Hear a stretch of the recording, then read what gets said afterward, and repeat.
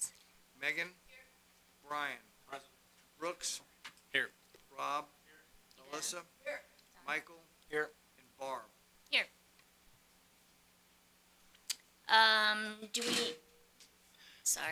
Do we need to make some changes to the agenda and pull a couple items off of the consent calendar?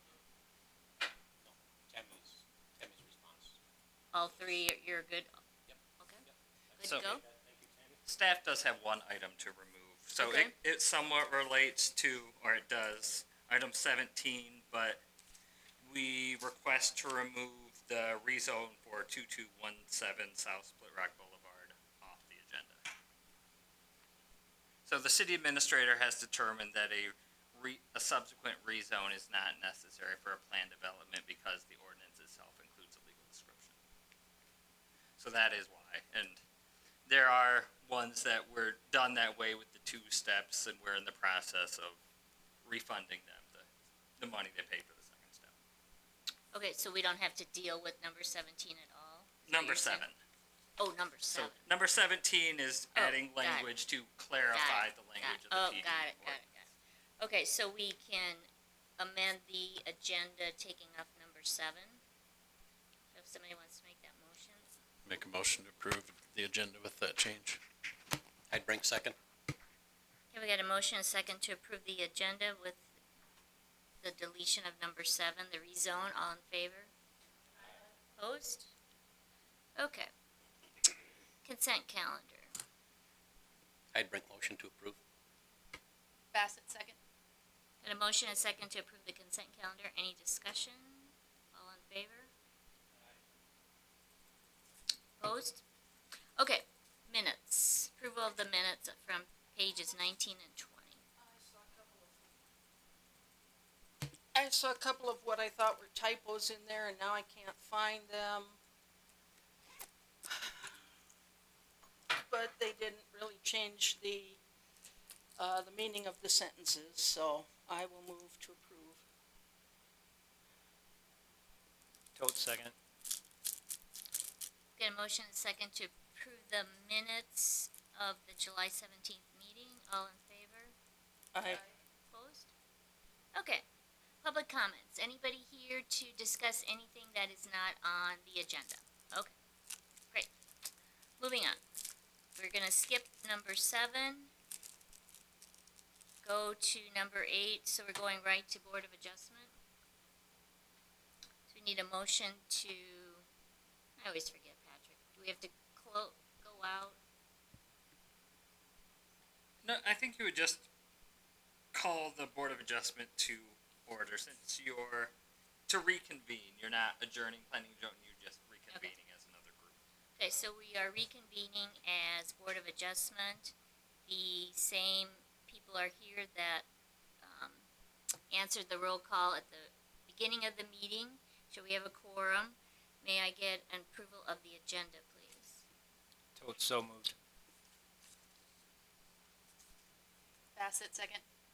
A motion second to approve the agenda for Board of Adjustment. All in favor? Aye. Opposed? Okay.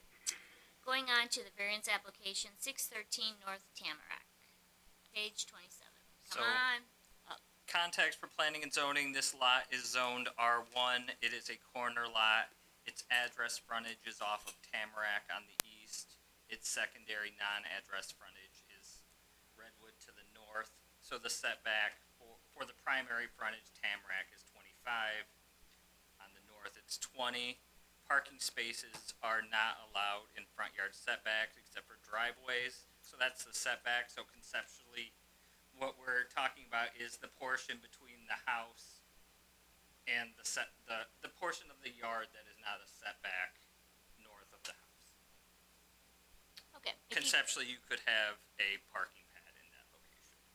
Could you just give us your name and address, please? Yep, Mike Trailer, 613 North Tamarack. Okay. Tell us what you'd like to do. I would like to put a parking pad to the north of my garage.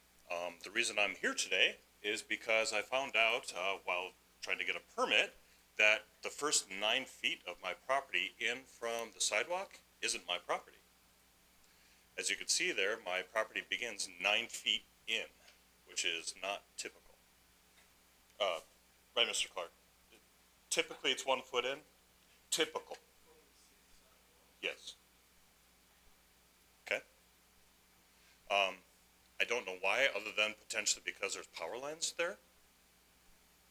I don't know. I was not aware of that when I purchased it. So, my ask is for a variance of the 20-foot setback to allow me to go at least to my gate in that fence, enough to have a couple vehicles parked, or a vehicle parked on the north of my garage. It would be a variance of about 9 feet, 8 feet. Now, if that 20-foot setback is for safety and visibility, in a typical lot, I would still meet that. If my property started a foot in from that north sidewalk.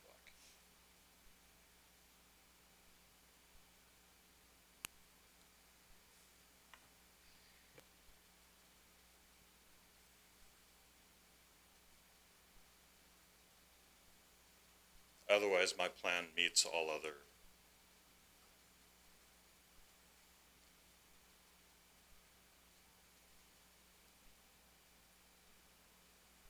And you mentioned the pad, is your desire to have that come all the way out to the street, or keep the driveway and then have a pad that Yes. angles out? The driveway will not change. I just, like from 2 squares of sidewalk in or north, and then angle and over.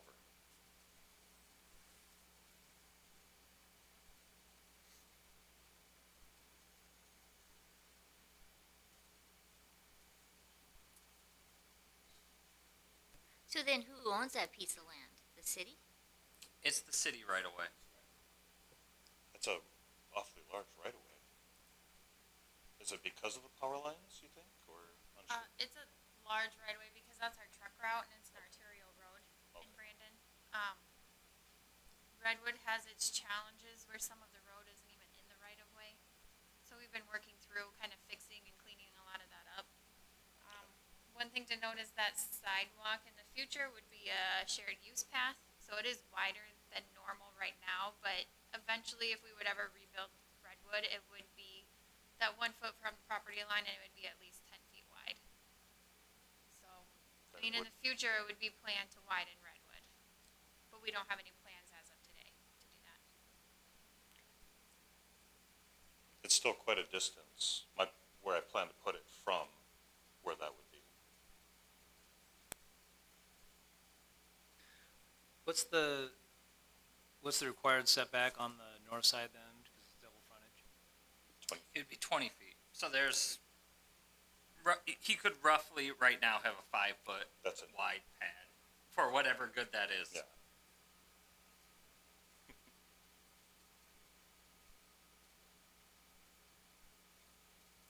I have 2 kids, being able to have off-street parking for them in the future with winter time and such would benefit me and the city, I guess.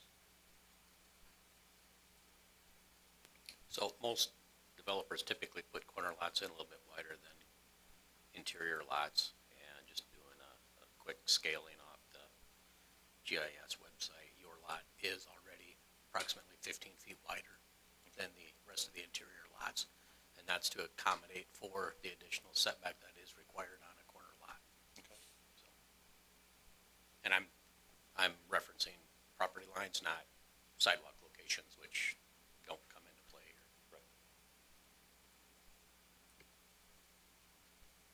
Is the purpose of the 20-foot setback for visibility? Purpose of a 20-foot setback on the second side is, depending on which way your house fronts, there may be other parcels that front the other street. And it's for their front yard setback requirement.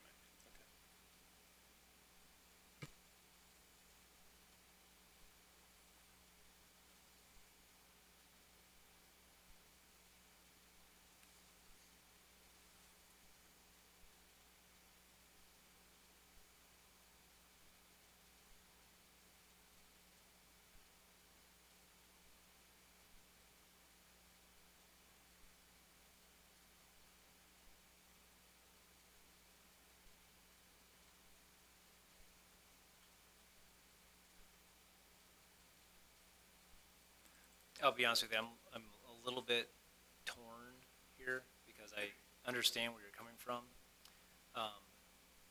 But most houses on that street don't really have enough side yard to accommodate an additional parking spot anyway, either. At least not all. Go further south, there's a number. But there are places that do accommodate, there are places that don't. So I understand where you're coming from here. With the requirement of the larger setback on a corner lot, that eats up most of your opportunity there. And I understand where you're coming from. My point is that not everywhere is accommodating to everything, so, but I do, have a question, I guess. On the other side of the street, east of there, that setback is further, closer to the sidewalk, I guess. Is that just, developed at a different time and a different setback? And that, Yeah, so that's some of that cleanup that needs to happen along Redwood. If they would replat it, we would require that extra right away. We have the same thing on Sioux. the city would require larger distance from the sidewalk, not less distance. Right, yep.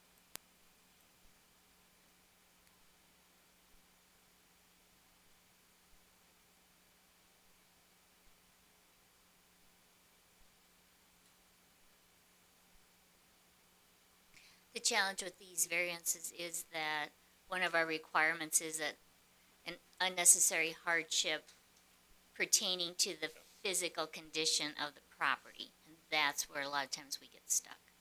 'Cause So I would say my hardship is I had no idea I didn't own that 9 feet of property that I have to maintain. So if anything, do me a solid with that. I've been maintaining your property for almost 10 years now. We're all required to maintain The boulevard, yes, I have 9 more feet on top of the boulevard. yes, you do.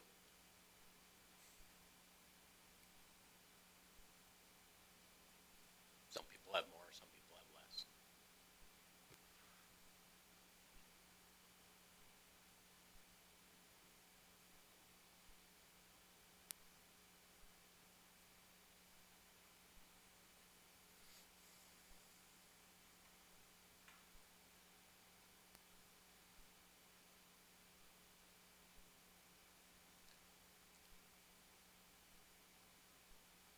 I guess I'll speak here. I'm having a hard time finding hardship in this.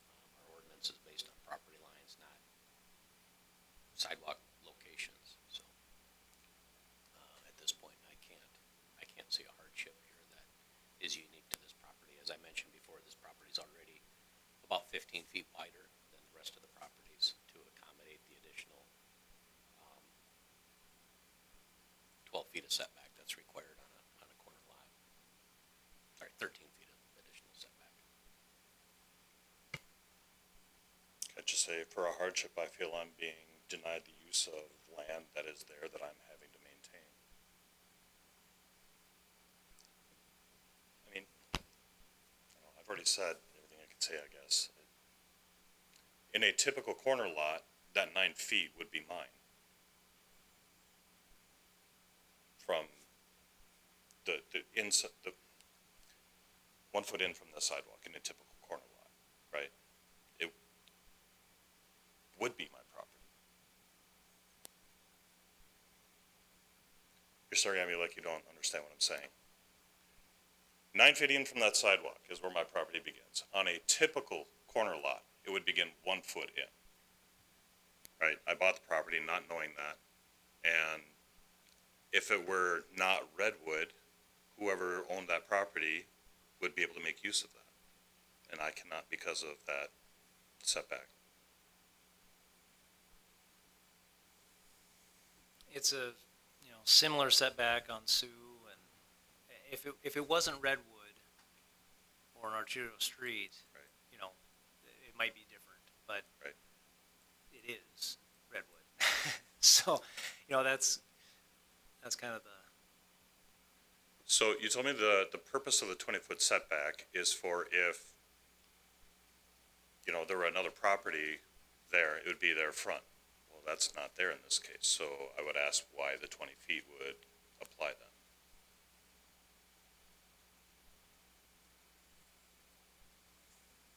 It's also, you don't want to have houses right on the street. That street's most likely going to widen, so we're not, where your property line is kind of where your property line is. It's not going, the city wouldn't look at extending that. So extending a variance into your setback would kind of be the same thing, So I understand where you're coming from. You make assumptions when you buy a home. Unfortunately, this one, I think has reason to it with it being redwood.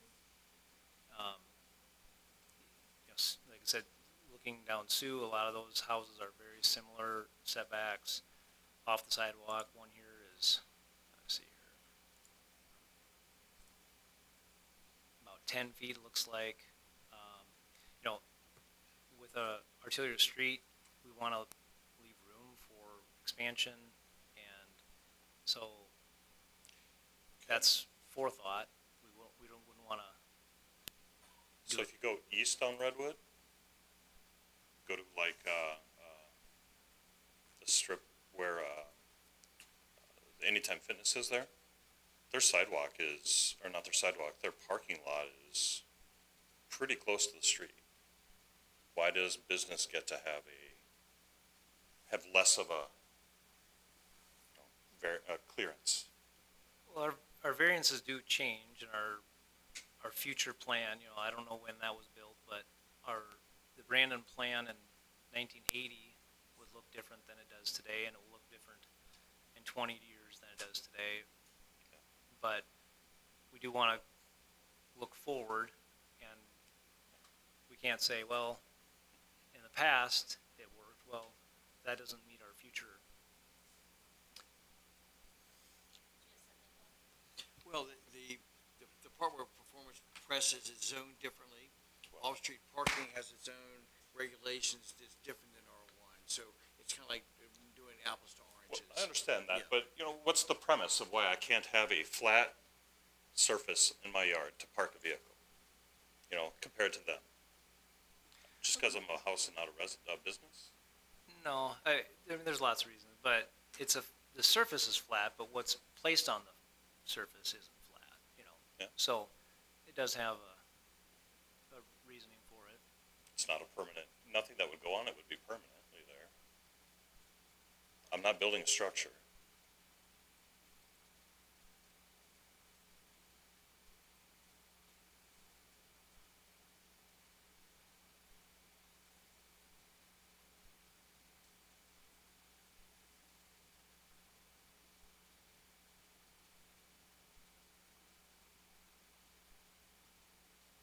Another hardship, I guess I could say, I bought a camper. I was hoping to park it there.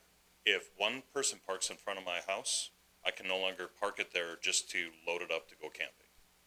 I can't have it there just briefly even. There's not enough room. In fact, if I park it there just while I'm loading, I have to detach my truck from it. If I had that pad, it would be off the street. Even if I only have it for a few years, in the future, I still have kids that'll need a place to park their vehicles off street. Those are my main reasons. The distance between your driveway and your neighbor's driveway is pretty consistent all the way up and down that street, so. Okay. I don't see that that's a unique situation. I guess where our ordinance is based on property lines, not, as I mentioned, not street locations, not sidewalk locations. Typically, when you buy a house, part of the requirements that your lending institution is going to require is that they go out and stake the corners. I don't know of any property purchases that don't follow that standard, that they don't require them to go out and stake the corners, so. What do you mean by that? I mean, there's a stake there, but. Yeah, so typically they'll go out and a surveyor will go out and confirm the property corners prior to any financing Okay. and closing. And so at that point, that should have flagged where your property corners were regardless of, If I saw regardless it, of where the, If they regardless showed of it where to the me, I have no sidewalk is. idea. So. Are you ready for a motion?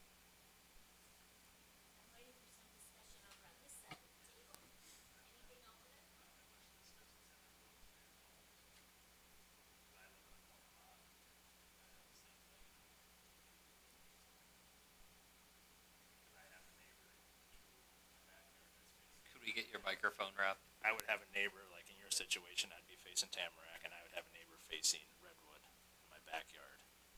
And then I would be encroaching to them, their view potentially, because they are actually at 25 foot back, according to the rules. And if you park into their, if you park that way, they don't get the enjoyment of their lot like you do your way facing.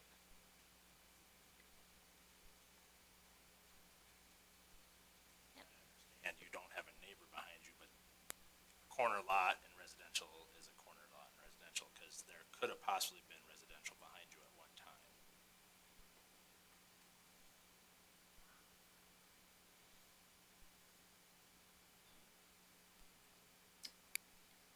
If there is any more discussion, let's have it. If not, we'll take a motion.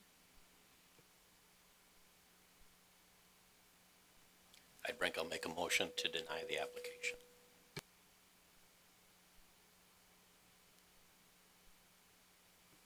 Bassett, I'll second. Okay, we have a motion and a second to deny the variance. All in favor, say aye. Opposed?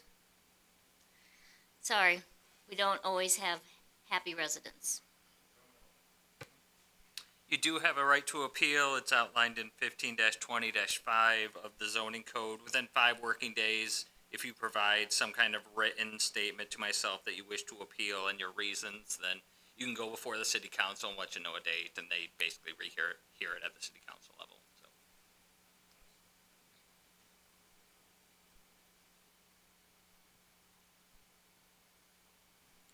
Okay, moving on, we're going to go back out of Board of Adjustment and reconvene Planning and Zoning. Do we need a motion, Patrick, or can we just go back out? Can I just declare us back out? You would need to adjourn the Board of Adjustment and reconvene. Okay, somebody do that, please. Make a motion to adjourn. Second? Okay, we've got a motion and a second to adjourn Board of Adjustment and reconvene Planning and Zoning. All in favor? Opposed? Back to Planning and Zoning. All right, back to interstate signage. Oh, God. So the bulk of the changes to the draft are on page 51.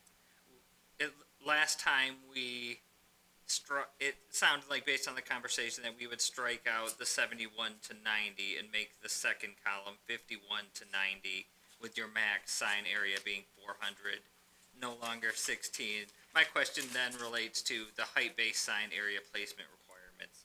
Are you still good with half being above, or if it was 90, would you want, how would you want it configured? As well as, there was some clarification in for item C below that they're freestanding signs on the same lot, and it's measured in feet equal to the area. So, some clarification was added as well.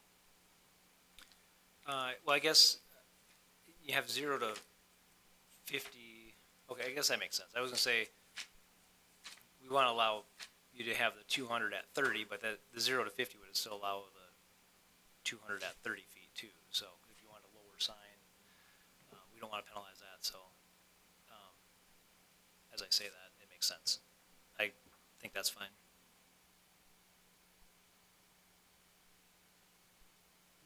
I'm good with the edits, Patrick.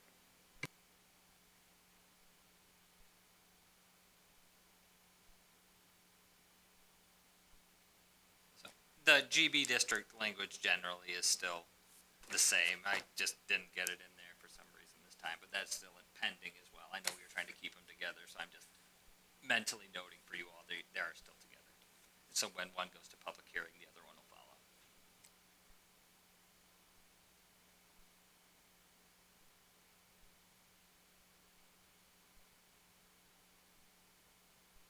So would these go to a public hearing at the next meeting? So we probably could not make it at the next meeting just because it has to be in the notice has to be in the paper 10 days ahead of time and all that. So we'd probably be looking at the first meeting of September.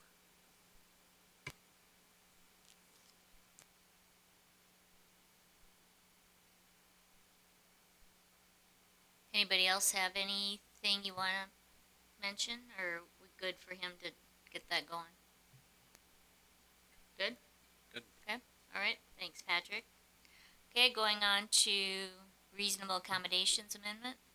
So we had talked about this, some of you weren't here back then, but when we were dealing with the group homes, we had initially talked about this because while we have variances and we have ways to do certain things, there are some things that the federal government requires that we do, and one of those things is fair housing and that you have to provide people with disabilities reasonable accommodations.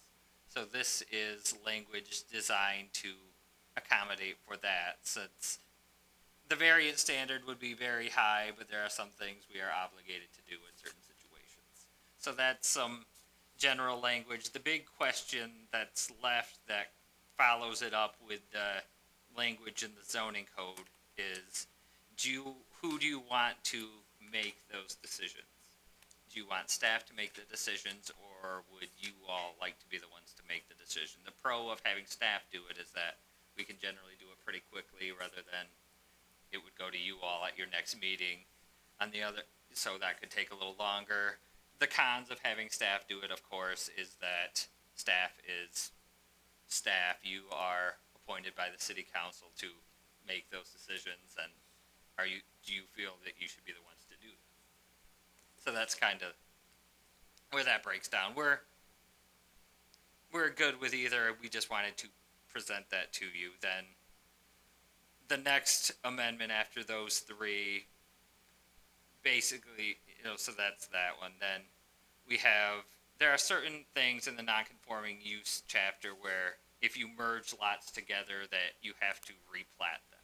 One exception we have is fences. We'll get there. I'm just kind of previewing everything together at once. So we're adding reasonable accommodation language to that. But my question mostly for you all is, who would you like to handle the reasonable accommodation determinations? So you'd be determining who has a disability? Or So do they bring in, I'm assuming they bring in some doctor thing if they're not, or no, how does that work? Yep. So they would come in with, say that they need, a ramp to be built in the setback. It'll be above 12 inches. Could be longer than push into the setback. And variance wise, you would come to is there a hardship while you configured your lot and all that. But so yes, they would come in with some kind of sufficient information to show they have a disability. If they do, likely from a doctor, we're not gonna dig into whether it's legitimate or not. We trust the evidence we're given, what modification they're requiring. There are and most times their modification is reasonable. There are some situations where I have your disability is, you walk with a limp, but then you want your house to be taller, or you're requesting that, and it doesn't quite, equal out. So there are situations where it wouldn't apply, but basically we would administerially, you've shown that you have a disability. You've shown us which section of the code is a problem for you, and you've stated why, and does it solve the problem, basically? And if yes, then we can direct Paul to issue the building permit accordingly. Well, I'd be okay with staff doing it, because to me, if they're coming in for a ramp or something to that extent, they're spending money for a reason. They're not just gonna build a ramp typical people don't want a ramp to go into their house, and that long, cause it's gotta be so long too to make it work correctly, so. I guess I would agree with Rob. I think this should be a staff decision. I will add this. And not that this has been an issue in the past with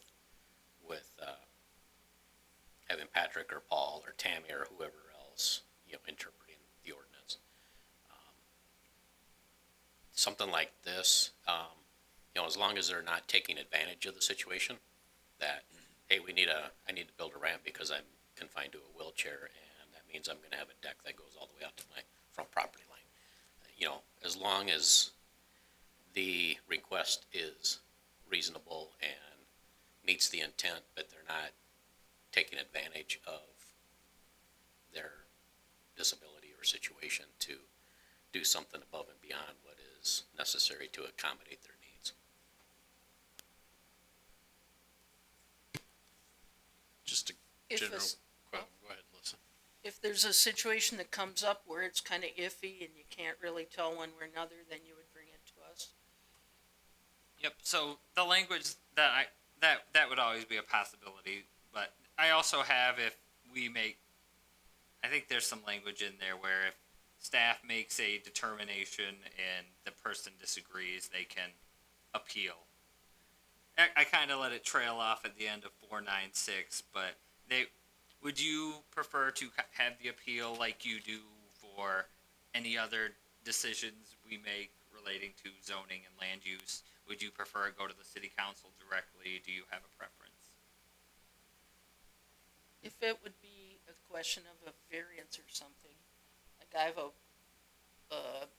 if somebody says, well, I have a wheelchair van to get in and out of my wheelchair, but I need to have my driveway wider to do that, and it's gonna go into the setback, and, well, how far into the setback? Well, then the argument is like, how far is far enough? Then that's the kind of thing that we would usually determine, so it would make more sense for an appeal like that to go to us than the council. I think with anything, I think they always have the right to appeal to city council. They do. It's just how many steps do you want in the middle? I guess I'd like Barb's input as a council member, if she would prefer it comes to us first, or if it goes directly to them. I would prefer that it comes to you guys because you know the rules a lot better than we do. And they always ask. We don't always follow your recommendation, but they always ask for your recommendation. And that's why we have you, so.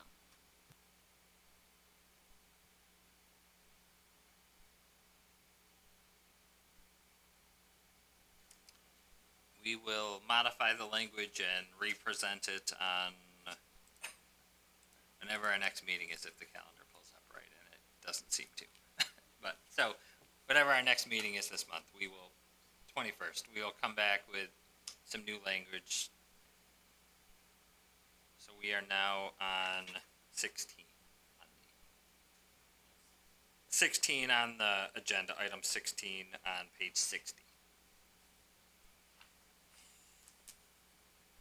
So we have the exception for fences. So whenever we have a lot of situations, especially in the core of town, where people bought tiny lots and now someone owns 3 lots and they want to do something, and our code requires them in that case to replat their lot. Replatting costs $1,000-ish. So there are some. Where does it make sense for them to do that versus not?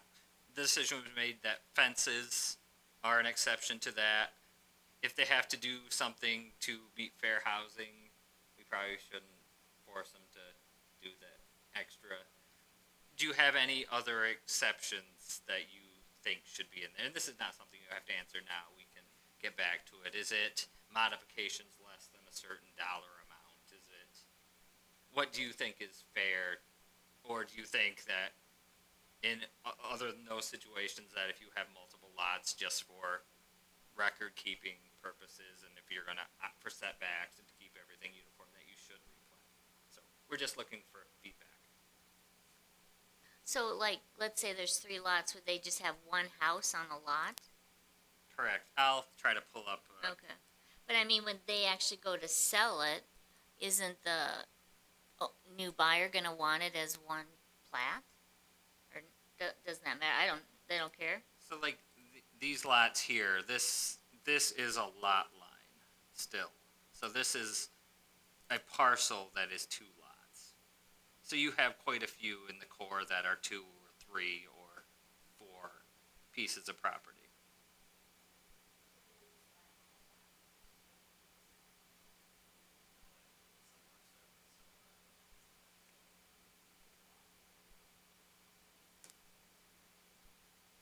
Usually the house was built before we really had the zoning to measure it from setbacks and all that stuff. So you do have a built house. It usually comes down to if they add to it, when do you want to require that they put it all together? Well, I don't think we would want them to replat it if it would cause whatever's there already to be non-conforming. Do you have to say that in here, or? In most cases with the lot lines you probably have cases where they are not conforming now. I think it's more realistic that this would cause a hardship for the homeowner than it would cause a nonconformance. I think charging a homeowner $1,000 where they're trying to improve their property, maybe a new roof or something like that to keep up with the property. I think they're trying to avoid a hardship with the extra burden of $1,000 to replat it. I think that's their concern more than a nonconformance. I think the staff is, go ahead, Brian. I think there was a situation a while back. I don't know if any of you were on the board at the time or not, but they wanted to build a swimming pool. They owned 2 parcels. The house was on one parcel. I think they wanted to put a swimming pool in the adjacent parcel. But because that was not a accepted primary use, it required them to replat it. But the situation could be if we allowed them to put the swimming pool on the second parcel without the primary residence, they could still sell that parcel off, which then causes issues with our ordinance. So does that kind of make sense? Of why we would require them to replat it as one parcel.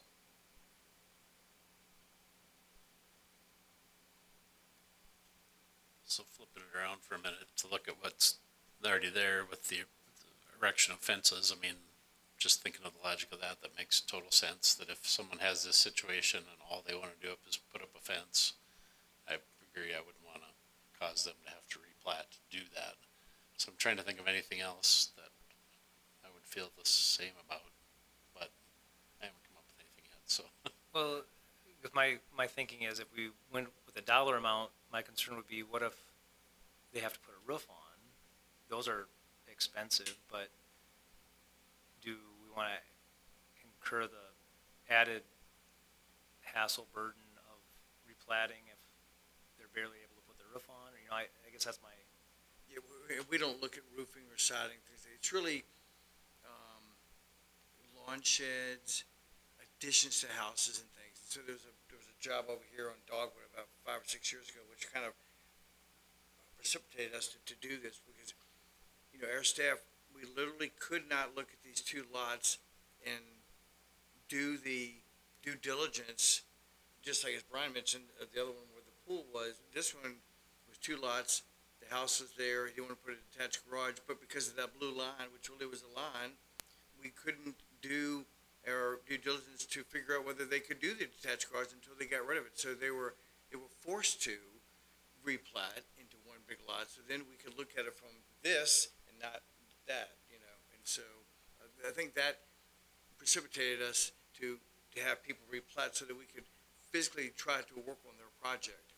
And then also, I think maybe Patrick mentioned, just to clean up these lots that have had these multiple little lines in there. Some homeowners don't even realize it, that they have these lines in there. They're shocked when we show them the plat, because I think the county billing for real estate will combine those multiple lots and give the homeowner one bill for simplicity and efficiency. So they think they're just paying, and they are, but they're paying maybe for multiple lots. They just don't know because the county's been more efficient at giving one bill.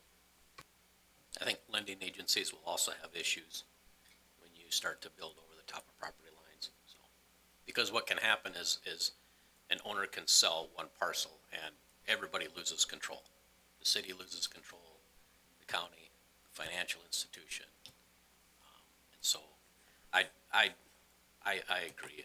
A fence is one thing because it's pretty easy to cut out a section of the fence if it's sold off and put it within setbacks. But when you start to erect structures that are,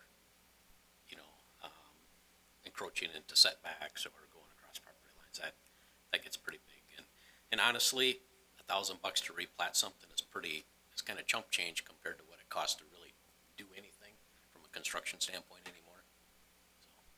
Mike, do you have any comments on this based on your line of work? I have seen situations in which there were people that sold a piece of property and then it's usually an acreage, but then all of a sudden the outbuilding is only half theirs and things like that.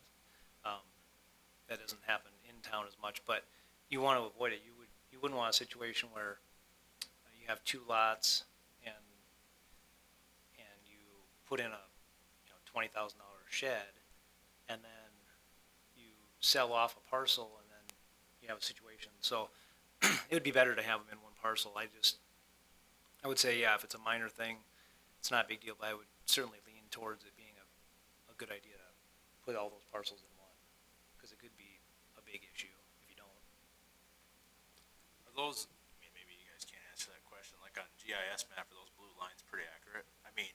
For being separate lots? So how do you go about that for permitting? When you permit, like for a shed, do you make them replat? We literally, Who, do you find it, or do they, or do you, cause you go on GIS map and look? yes, right, yeah. We find it, and usually they come in upset because they wanted to put down a concrete pad or a shed, and now we're wanting them to go out and get a surveyor just to put in a shed from Menards. It's money and time. I think that Mike indicated that for somebody that's doing a small project, suddenly now they have, instead of a $200 shed, they have a $1,200 project, $1,000 for the plat, $200 for the shed, and they're going, Yeah, I was thinking about, since it was mentioned, maybe a garden shed situation could be added to this, but not an accessory building or whatever, but, and it's good to hear that anything that would, so my take on it is that it sounds like anything that would either increase or create a non-conformity to the lot if it's the house, if it for some reason was already too close, or if what would be added or changed would make it too close or go over that line, then that you'd require a replat, which makes total sense. But so I think maybe a garden shed could be a small enough thing that it wouldn't harm anything and could be added without forcing them to replat. I wouldn't be too happy if I wanted a shed for some shovels and I had to replat because of that. Should we put a size on it or not? It's hard, cause you can get pretty big garden shed, and then all of a sudden now you got a garage. And What are that's a little requirements? bit- Because we have. I get it, if you just have Yeah. one that's on skids, I'd be fine with it, but when you start pouring concrete, it gets to be a different story to me. I'd be okay with a movable shed, but as soon as you anchor it to the ground, it's permanent, yeah. So, cause even like a driveway, if we allowed them to put a driveway, over a property line, and then they end up selling the adjacent property, now both properties have concrete going right up against the property line.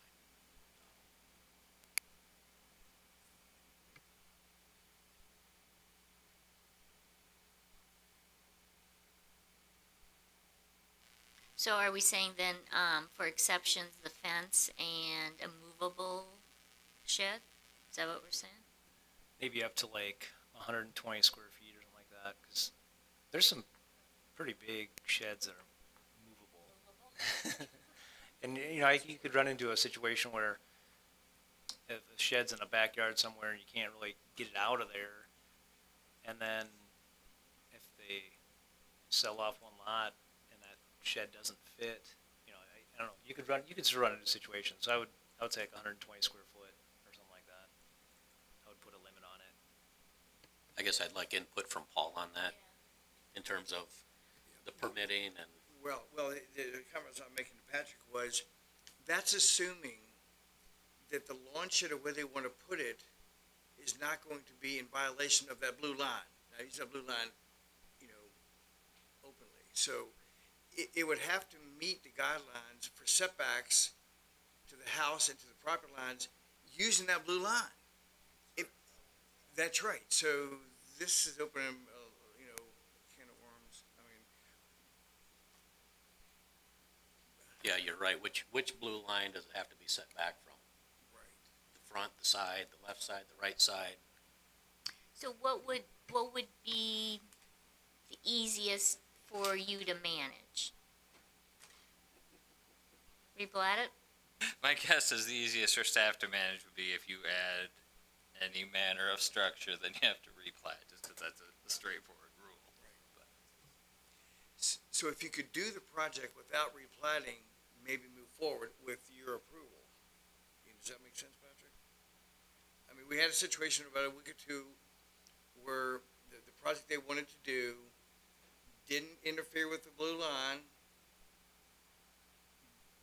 but the guidelines say you had to get rid of the blue line.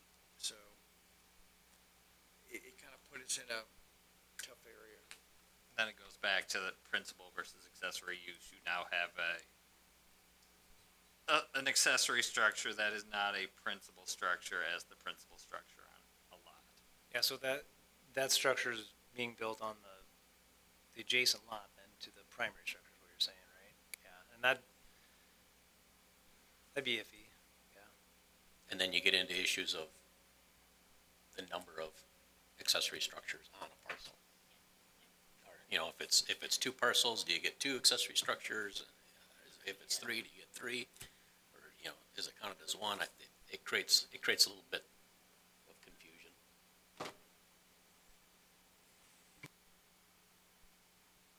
Yeah, I think I retract my thing about anything other than fences, so. These things always seem so straightforward until you start delving into it, and then, yeah. Okay, so where are we at now? Just fences? And unfortunately, the property owner's just gonna have to eat that platting fee.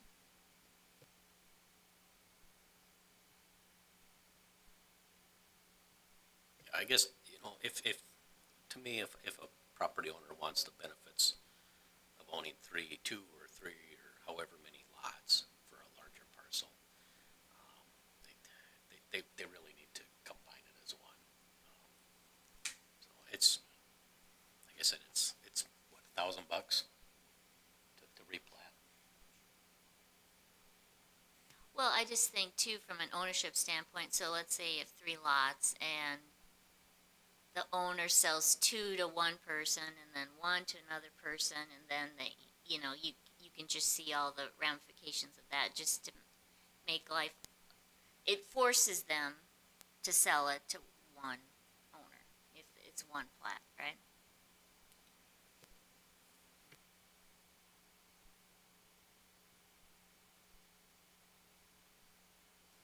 Sounds good. So the language presented next time would be the same, erection of fences. We'd get rid of the comma and approve accommodations. And without the and with the blank at the end, so it would just be the two things.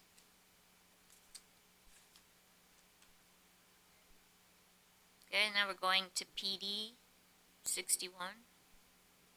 So this was touched on a little bit earlier. The city administrator's interpretation of the zoning code was that a subsequent or concurrent rezone is not required when you're adopting a plan development because the legal description of the property is in the text itself. What we adopted after that point and why staff interpreted it as requiring a subsequent rezone is because we added the requirement that notice be sent to surrounding property owners. So we added an additional requirement where I could imagine some situations where the neighbors would care a whole lot about what's happening in the plan development. You could have a John Morel's plan development right next to in Bukowski's land, say he sold it all and you'd have it right next to residential, and if you didn't get the notice in the mail, maybe you would necessarily would be stuck with something you don't want. So that's why we interpret it as requiring both steps, so they got the notice. But if we roll with his interpretation, then we thought we should add that requirement back in, that you don't have to do the rezone, but as part of the amendment process, we would still send out those notices.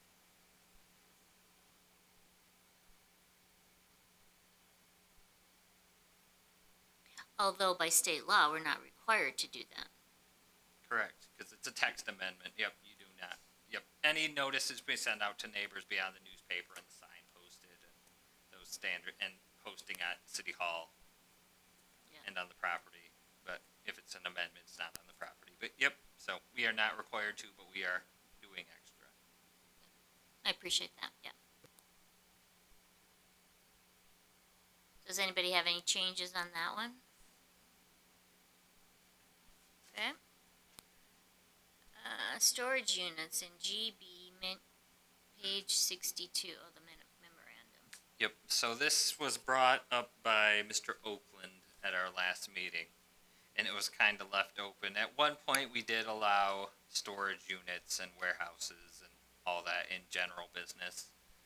The shift occurred at some point, because we do still have properties that are general business with old storage units on them, that the shift was made at some point in the zoning code to only allow new to be in industrial districts. So he came in with a plan last time. Hopefully I'm accurately conveying it, and if I'm not, hopefully Justin will reach out and correct me, that he was thinking about, they have a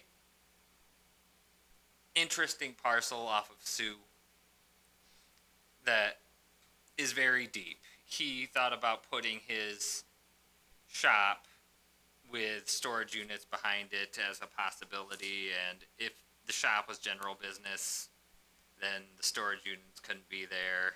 If it was then zoned industrial for it to have the storage units, you could have the shop, and then you would have industrial right next to residential. So it's long story short, do you care to modify your rules regarding storage units in general business? There are a lot of ways to slice it up. There's the clear rule of just no.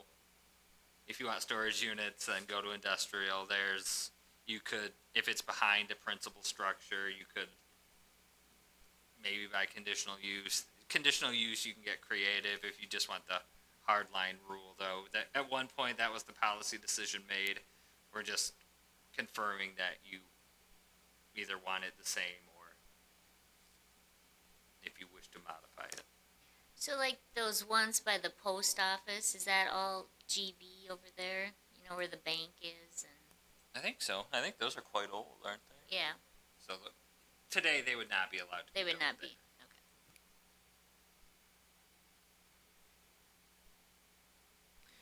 It's kind of one of those things where if you do it a certain way, it wouldn't have very much impact, like those, over on the east of the golf course, there's some that are kind of tucked in there, just off of Chestnut, that you wouldn't even know that they're there.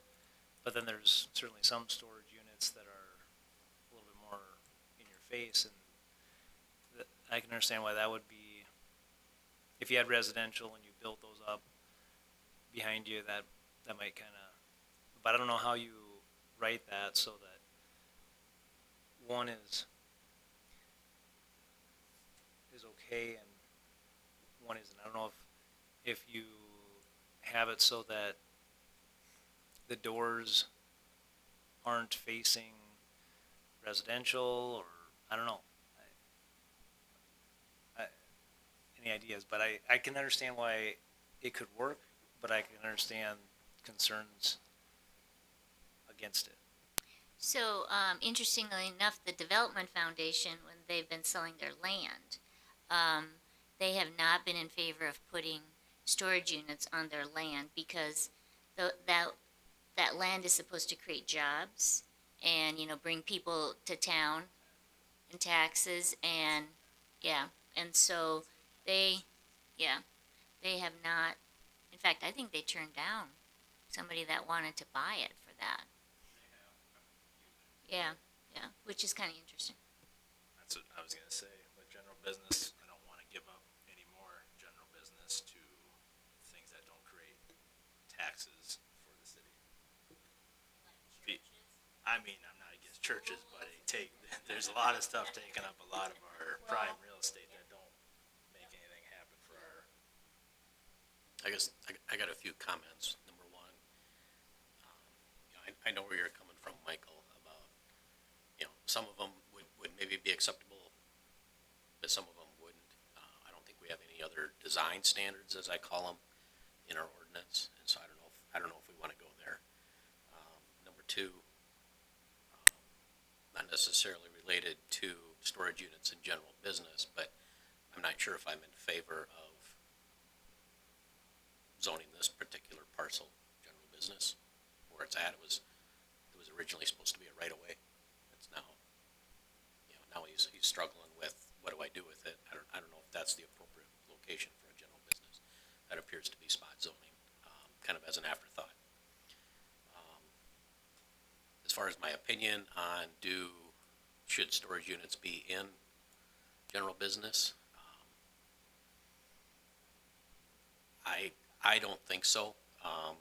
Yes, there are some nice ones, but here again, we can't really control what they're gonna build. If it's gonna be enclosed storage units, if it's gonna be open storage units with just a roof, is it wood framed with a asphalt shingle roof, or is it, metal siding and metal roofing? And then you also end up with stuff getting stored and left outside the unit. So I guess I'm not in favor of it. Well, look what we ended up at by Sioux Valley.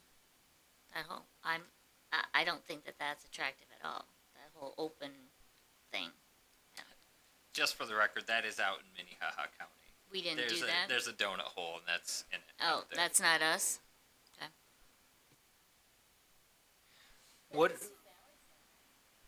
What do we allow for a business to have for storage?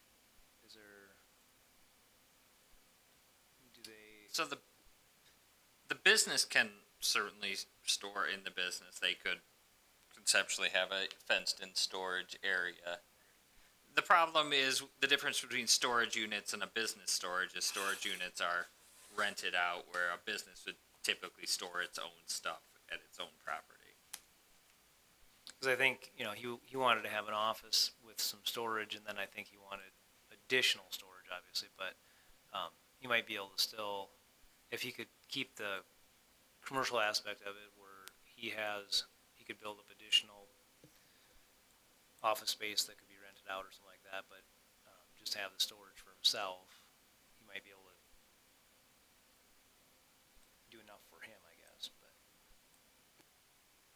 Yeah, there is an ordinance 15, 14, 16, outdoor sales, displays and storage for GB. No temporary sales, displays or storage may be located within 5 feet of the front property line.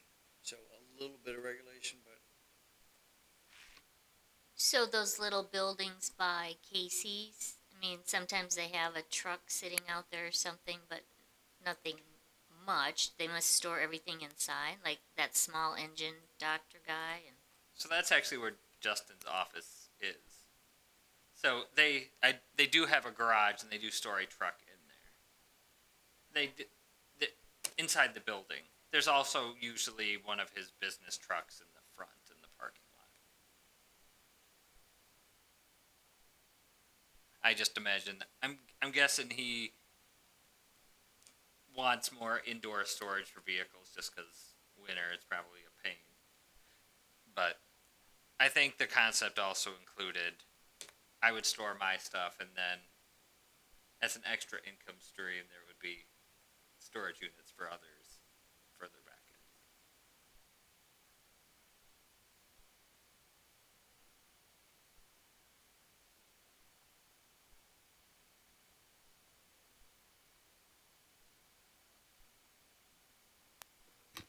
I mean, it's possible, he's gonna have to get pretty creative with a building on it to make it work too.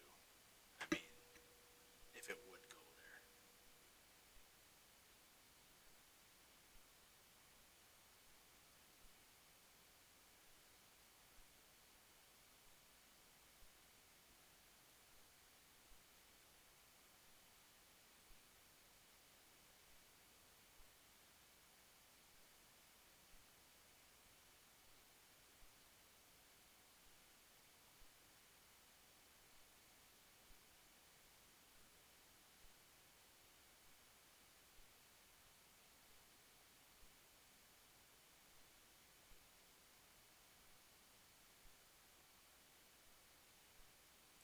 It's only like 50 feet wide. Is that what you're talking about? Okay. So, but it's gonna be tight and How would you have a driveway to get back behind? I thought it was maybe he had one of the.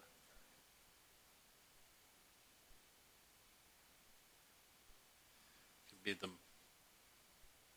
Because if you had a pickup and trailer and you were trying to get into, I don't.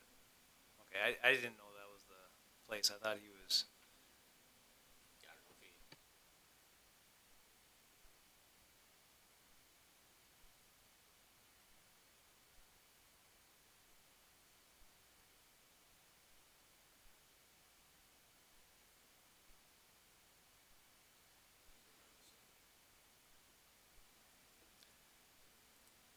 I'm glad we said that, cause I actually was thinking it was down closer to, I thought it was farther south, so I wouldn't have a similar concern. It could be like the most interesting, like, R2 lot ever.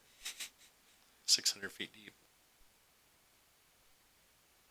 I think he was also referencing that parcel that, I think he must own it on Holly.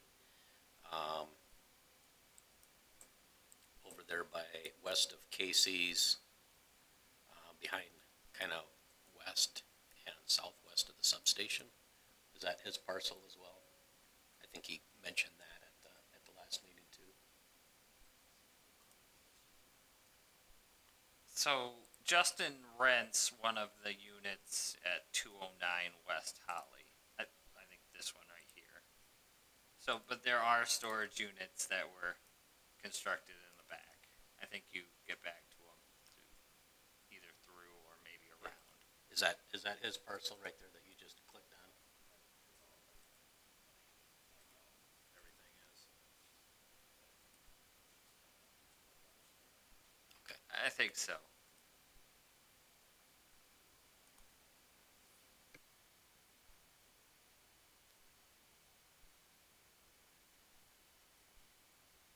So were you just looking for some comments in case he comes in, or what are you thinking here? There's a lot of focus all the time on storage units. Some people will tell you we don't have enough. Other people will tell you that there are way too many and they're only 70% full. And so you hear different things from different people. We constantly hear, at least at the development foundation level, that everyone, needs storage space. And so then we had Justin's inquiry. So I just wanted to get some feedback on whether zoning for warehouses and consumer storage units is how you would want it to be. The So, same. Not to put another wrench in it, those on 41st and 100, like that U-Haul building they're built, and then the one, are those, they're storage units, but they're a building. How would we consider that if something like that would come into general business? If someone would approach? We would consider that to be a warehouse, just a larger warehouse. If it's solely used for storage, it's a warehouse. You're talking the style where it's all internal, where there's, yeah, where everybody goes in and out like one door, one loading area, and then you walk through the building and have internal entrance points, yeah.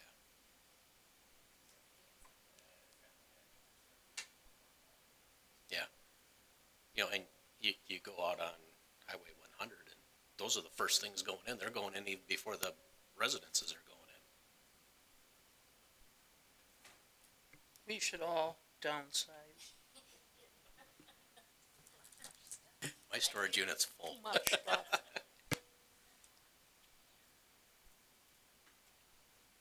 Okay, any more comments on this for the moment?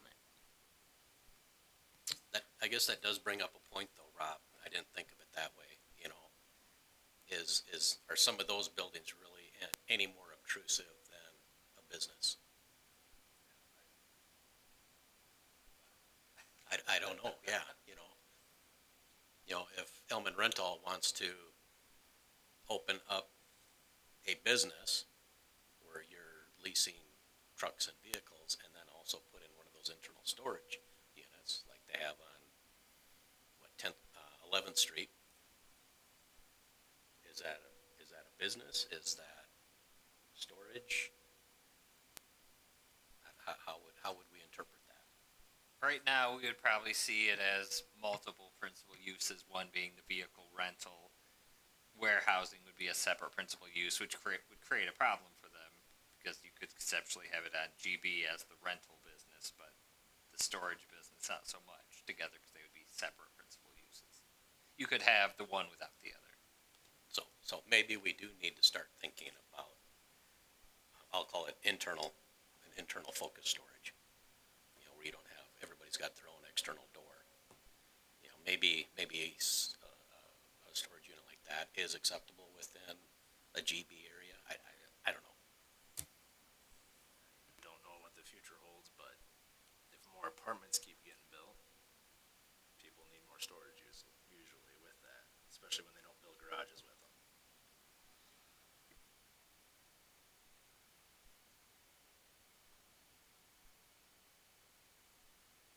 Okay, moving on to zoning definitions.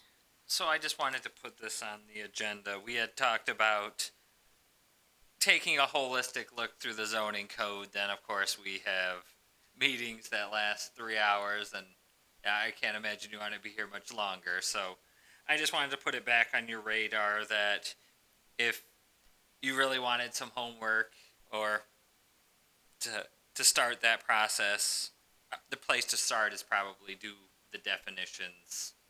Are they clear, and do they say what we want them to say?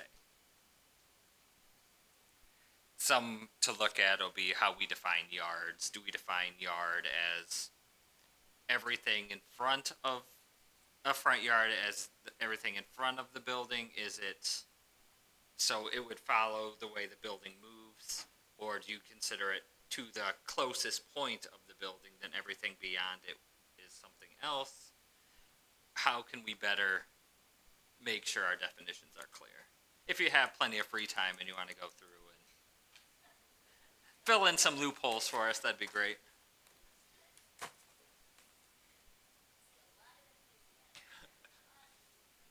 So I mostly just wanted to get it back on your radar.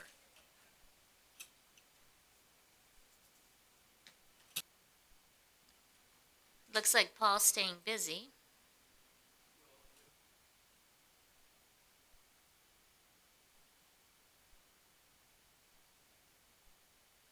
Looks like Paul has to pick up his game on those multifamily housing, though.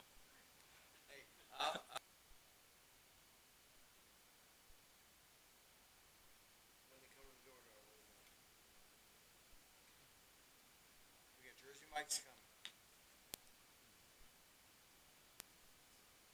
And Quick Star did get their off-sale liquor license from the city council on Monday. So they, from what we've heard, will be submitting plans soon. They plan to open it roundabout dependent, but end of 2026, early 2027. You mean Fairway? Fairway, Fairway. yes, sorry. Yeah. So Fairway, yes. So Casey's and a couple others are looking, and we're trying to find a solution for them on that as well. So, yeah, good stuff happening. State amateur tournament, baseball down in Aspen Park. They need volunteers. Do you know when Quickstar's gonna break ground? Quick Star, we have approved their plans. I don't know if they've given us a. Construction plans now. No permit. I think they're looking at spring of 26. Les Schwab has been issued their permit, and they're moving dirt at least out there. Does Quickstar just have a malt beverage license? Do they have anything in there? Our current one, I think, has the full gamut of everything. It has liquor in there? Because we're not gonna have enough.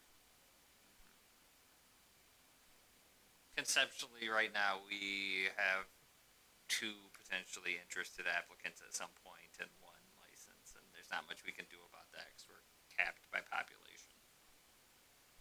Unless Is that- someone with one wants to sell it to them. Is that a state ordinance that It is. it is? Okay. And I think Dave got it increased, Dave Call got it, that was his bill to get it increased by 1, I think. but, yeah, we're tapped out till the census comes out. I mean, I bet I was in the Quick Star in Laverne. They don't sell hard alcohol in there, but I'm assuming it's a state law. But just saying that they are maybe willing to not sell it in there, maybe. I think Minnesota requires all their liquor to be sold through the municipalities.